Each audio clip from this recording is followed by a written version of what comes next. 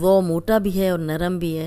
آپ نے ان سارے حروف کو بہت اچھی طرح ان کی پریکٹس کرنی ہے۔ ایک دفعہ پھر میں دہرا دیتی ہوں۔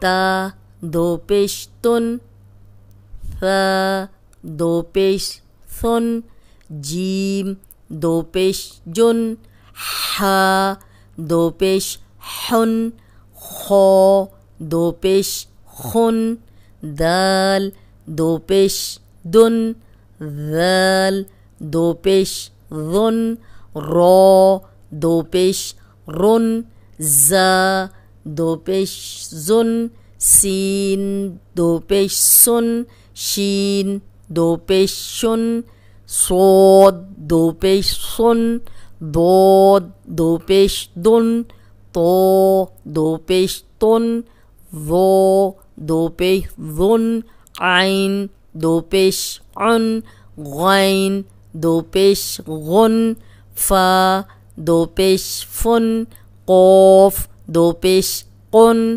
کاف دو پیش کن، لام دو پیش لن، میم دو پیش من، نون دو پیش نن، واو دو پیش ون، ہا دو پیش ہن، حمزہ دو پیش ان، حمزہ دو پیش ان، یا دو پیش یون۔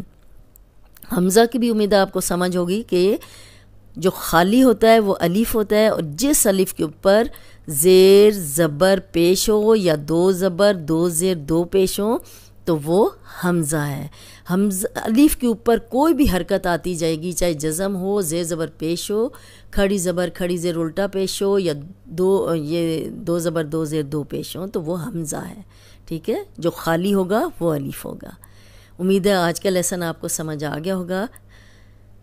آج کا لیسن ختم کرتے ہیں۔ السلام علیکم ورحمۃ اللہ وبرکاتہ۔